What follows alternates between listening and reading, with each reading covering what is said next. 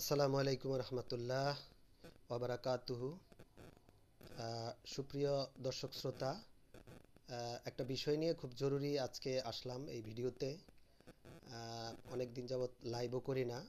লাইভে কথা বলার কথা অনেকেই বলে, কিন্তু আসলে লাইভ সময় করে করা হয় না, যার কারণে ভিডিও করা। আমি লাইভে যেই গ্রুপ থেকে করি, ডেস্টিনি বিনিয়োগকারীদের সেই গ্রুপে অবশ্য অন্যরাও দেখতে পারে না, এটা যাতে সবাই দেখতে পারে, যার কারণে ভিডিওটা করা। বর্তমান সময়ে ডেস্টিনি বিনিয়োগকারীরা অনেকটা উৎকণ্ঠিত এবং মোটামুটি অনেকে ভয়ে আতঙ্কিত। কারণ গত 12 বছর মামলা পরিচালনার ক্ষেত্রে তারা যে একটা আশায় ছিল যে 12 বছর সাজা হওয়ার পরে তাদের প্রাণের মানুষ, ডেস্টিনি কোম্পানির প্রাণ ম্যানেজিং ডিরেক্টর রফিকুল আমিন সাহেব বাইরে বেরিয়ে আসবেন, সেই বিষয়টা সম্বন্ধে এখন সন্দেহের তৈরি হয়েছে। বিশেষ করে দুর্নীতি দমন কমিশনের যিনি আইনজীবী খুরশিদ আলম, ওনার একটা বক্তব্য যেটা ডেস্টিনির লোকেরা বিভিন্নভাবে ভাইরাল করেছে এবং তারা অনেক প্রতিবাদও জানিয়েছে। সেটার উপর ভিত্তি করে অনেকেই বিষয়টা নিয়ে অনেক সন্দিহান, ভয়ের মধ্যে আছে। সেই বিষয়টা পরিষ্কার করার জন্য আসা, যে সবাইকে আশ্বস্ত করার জন্য।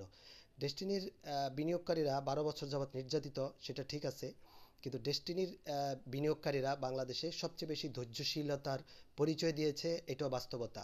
কারণ ডেস্টিনিতে যাদের হাজার হাজার লক্ষ লক্ষ টাকা, কারো কারো কোটি কোটি টাকা বিনিয়োগ আছে, সেই বিনিয়োগকারীরাও ডেস্টিনির যিনি প্রধান ম্যানেজিং ডিরেক্টর রফিকুল আমিন, ওনার কথা অনুযায়ী, ওনার প্রতিশ্রুতি অনুযায়ী বিশ্বাস করে তারা এতদিন যাবৎ এখনও অপেক্ষায় আছেন। ইনশাআল্লাহ এই যে দুর্যোগকালীন সময় খুব দ্রুতই পার হবে বলে আমরা আশা করি। কিন্তু খুরশিদ আলম সাহেবের মতো এত বোদ্ধা আইনজীবী, বিজ্ঞ আইনজীবী, যিনি একটা টেলিভিশনের সাক্ষাৎকারে কথা বলতে গিয়ে এমন একটা বিষয়ের উল্লেখ করেছেন যে মনে হচ্ছে রফিকুল আমিন সাহেব সহ ম্যানেজমেন্টের অন্যান্যরা এখন যদি সাজা শুরু হয়, তাইলে তারা আবার এই এমডি চেয়ারম্যান তারা আরও 12 বছর সাজা খাটতে হবে, এমন একটা বিষয় উনি উল্লেখ করেছেন।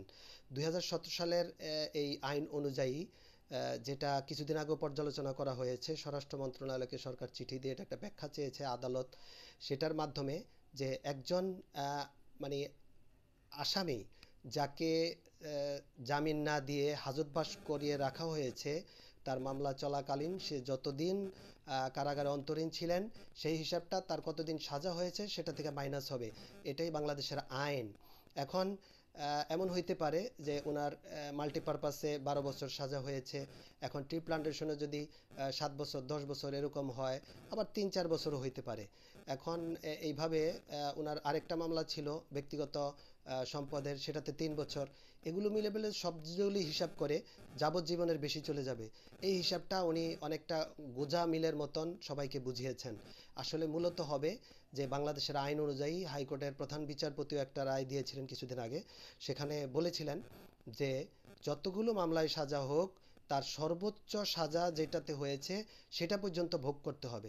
সুতরাং যখন তার সর্বশেষ মামলাটা, বিশেষ করে ট্রি প্লান্টেশনের মামলাটা খুব দ্রুতই রায় হওয়ার কথা, কারণ ঢাকা জজ কোর্টের যিনি জাজ, তিনি খুব দ্রুতই এটা চেষ্টা করছেন বলে আমরা দেখছি, যে যারা সাক্ষী তাদেরকে সাক্ষী প্রদানের মাধ্যমে সেগুলো শেষ করেছেন। এখন আর্গুমেন্ট শুরু হবে এবং যিনি বাদীপক্ষ বা অন্যান্য যারা কর্মকর্তা আছেন তাদেরকে জিজ্ঞাসাবাদ করবেন। এগুলো সব শেষ হইলে আর হয়তো 1 মাস কি সর্বোচ্চ 2 মাস এরকমের মধ্যে একটা রায় আসবে বলে আমরা আশা করি। সেই রায়টা আসার পরে যখন আদালত এটা দেখবে, কিংবা হাইকোর্টে আমরা আবেদন করব, সেক্ষেত্রে দেখবে ওনার সাজা শেষ হয়ে গেছে এবং তখন তাকে আদালত মানবিক দৃষ্টিকোণ থেকেই এই বিষয়গুলো পর্যালোচনা করে আইনের মাধ্যমে ওনাকে ছেড়ে দেবে বলে আমাদের বিশ্বাস। এবং সেরকম একটা আইন আছে। আমাদের বিশ্বাসটাকে অনেকটা দুর্বল করে দিচ্ছে দুদক। দুদক যে কত বড় ক্ষতি করেছে ডেস্টিনির, বিশেষ করে এই 45 লাখ বিনিয়োগকারীদের যেই অবস্থা তৈরি করছে, বহু লোক মারা গেছে, বহু লোক অসুস্থ হয়েছে এই দুদকের কার্যাবলীর কারণে। তো আমি আশা করব যে দুদকের আইনজীবী সহ বাকিরা ডেস্টিনি বিনিয়োগকারীদের আর অভিশাপ নেবেন না। আপনাদের উপরে গজব নাজিল হওয়ার আগেই আপনারা ক্ষমা চান। আপনারা মানবিক দৃষ্টিকোণ থেকে মামলা পরিচালনা করেন। একজন জজ অনেক সময় মানবিক দৃষ্টিকোণ থেকে আসামির মানে রায় দেওয়ার সময় একটা চিন্তা ভাবনা করে, কিন্তু দুদকের পক্ষ থেকে এই বিষয়গুলো পাওয়া যায় নাই। দুদককে দেখা যায় তারা যেন একটা আজরাইলের ভূমিকা অবতীর্ণ হয় এবং তারা ভয় দেখায় ডেস্টিনির লোকদেরকে, যাতে যেটা হবে না ফলাফল সেইটাও বলে তারা ভয় দেখানোর চেষ্টা করে। তো আমাদের বিনিয়োগকারীদের পক্ষ থেকে এইটুকুই বলবো যে এরকম ভয়, এরকম মামলার উল্টাপাল্টা হিসাব এগুলো না বলে আপনারা মানবিক দৃষ্টিকোণ থেকে যতটুকু অপরাধ, যতটুকু সাজা সেটা আপনারা বলবৎ রাখার জন্য আদালতকে বলেন, আদালত সেটাই করবে। কারণ আদালতের প্রতি ডেস্টিনি বিনিয়োগকারীদের অনেক বিশ্বাস এবং ভরসা, সেটা শিখিয়েছে আমাদের রফিকুল আমিন স্যার। এবং রফিকুল আমিন স্যার বলেছে যে আইনের মাধ্যমে বাংলাদেশের আইন ও শাসন বিভাগ যেভাবে চাইবে আমরা সেইভাবে ইনশাল্লাহ বেরিয়ে আসব। আমরা আইনের প্রতি শ্রদ্ধাশীল। যদি সেটা না হয়, দুদক যদি বাড়াবাড়ি করে, দুদক যদি আরও ক্ষতি করার চেষ্টা করে, বিনিয়োগকারীরা বসে থাকবে না। বিনিয়োগকারীদের ৪৫ লাখের মধ্যে অন্তত ৪.৫ লাখ লোক যদি দুদককে ঘেরাও করে রাখে ২-৩ দিন, তখন বুঝবেন যে কি পরিস্থিতি।